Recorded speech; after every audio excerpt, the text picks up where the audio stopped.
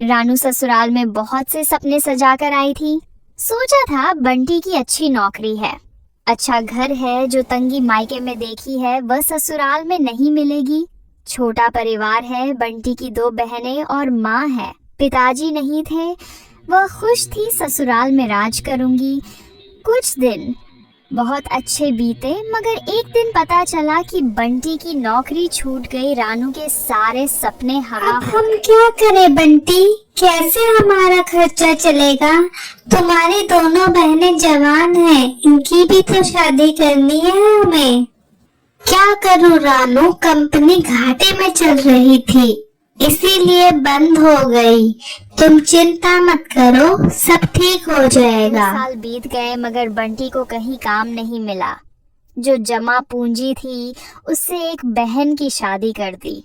कुछ दिनों बाद रानू को एक बेटी हुई। रानू की चिंता और ज्यादा बढ़ने लगी। बंटी अब तो हमारी बेटी हो गई है, इसकी देखभाल के लिए तो हमें पैसों की जरूरत पड़ेगी। अपनी इच्छा तो मान लूंगी, पर इसकी जरूरत का क्या, वो तो हमें पूरी करनी ही पड़ेगी ना। जानता हूँ रानू, पर मैं अपनी पूरी कोशिश कर रहा हूँ।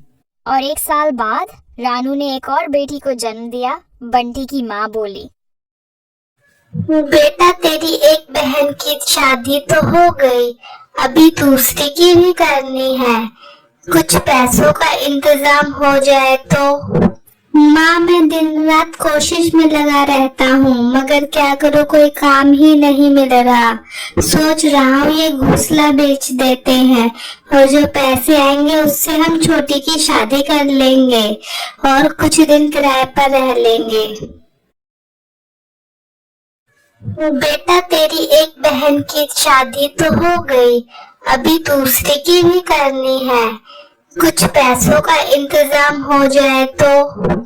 माँ मैं दिन रात कोशिश में लगा रहता हूँ, मगर क्या करूँ, कोई काम ही नहीं मिल रहा।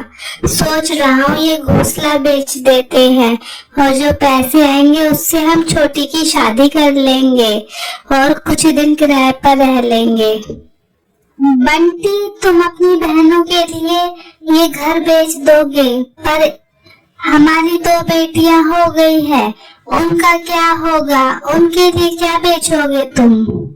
रानू मैं पढ़ा लिखा हूँ, तुम क्या सोचती हो मैं क्या कोई ठेला लगाऊंगा अब जाकर? बंटी अब हमारी 2 बेटियां हो चुकी हैं, इनका पेट भरने के लिए भी हमें पैसों की जरूरत है।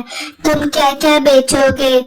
ऐसा करते हैं मैं ही कोई काम ढूंढ लेती हूँ जिससे कुछ घर में पैसे तो आएंगे।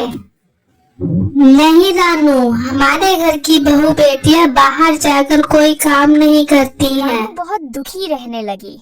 कुछ समय बाद घर बेचकर दूसरी बहन की शादी भी हो गई। अब तो रोज ही बंटी और रानू के बीच में लड़ाई रहने लगी। बंटी मैं तुमसे आखिरी बार कह रही हूँ, कोई काम ढूंढ लो, वरना मुझे ही बाहर जाकर काम करना पड़ेगा। रानू अगर तुम्हें इतनी ही तकलीफ होती है मेरे साथ तो चली जाओ यहाँ से, और जो मन में आए वो करो। तंग आकर बंटी ने रानू को घर से निकाल दिया। रानू के सारे सपने टूट हे गए। भगवान, अब मैं अकेली हो गई हूँ, अब मैं क्या करूँगी? अब मुझे अपना कोई काम करना चाहिए, पर काम करने के लिए तो पैसे चाहिए। मेरी मदद कौन करेगा? मैं कहाँ से पैसे लेकर आऊंगी? दोनों बेटियों की जिम्मेदारी रानू के सर पर थी। वह मन में सोचती है, अब मुझे ही कोई काम करना पड़ेगा। जिस गरीबी में हमारे दिन कटे हैं, मैं नहीं चाहती कि मेरी बच्चियां भी गरीबी में दिन गुजारें। सब रिश्तेदारों से मदद मांगी, पर किसी ने कोई मदद नहीं की। सब ये सोचते थे कि ये इतनी गरीब है, कहाँ से चुकाएगी। मायके से भी किसी तरह की कोई मदद नहीं मिली। रानू निराश हो गई और दुखी होकर रोने लगी। मैं अपने बच्चों को भूखा नहीं मरने दूंगी, मुझे कोई ना कोई काम ढूंढना पड़ेगा। अरे रानू कैसे हो तुम यहाँ कैसे, और क्या हाल बना रखा है तुमने अपना? अरे गोलू मैं ठीक हूँ। मैं यहीं पास में किराए पर रहती हूँ। उसने रानू को पर पहचाना। तुम्हारे पति तो अच्छी नौकरी करते थे, तुम यहाँ किराए पर कैसे? गोलू, मेरे पति की नौकरी छूट गई थी। उन्होंने मुझे घर से निकाल दिया। अब मेरे पास कोई सहारा नहीं है। मेरे पास 2 बेटियां हैं। मुझे उनका खर्चा भी चलाना है और घर का भी। अब मेरे पास कोई काम नहीं है। क्या तुम मेरी कोई मदद कर सकते हो?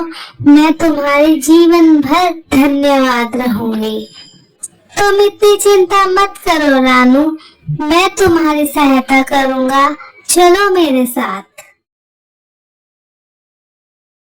ये मेरी चूड़ियों की दुकान है।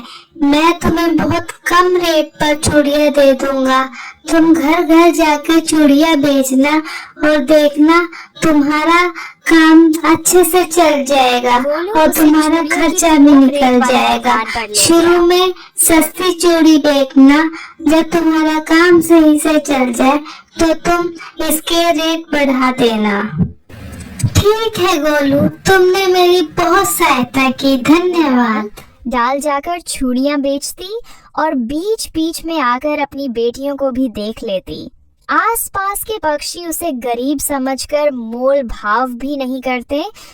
सबको उसकी चूड़ियां पसंद आने लगी और उसकी खूब बिक्री होने लगी। तीज त्योहार पर चूड़ी पहनाने के लिए उसे ही बुलाया जाता था, जिसमें उसकी कमाई अच्छी हो जाती थी।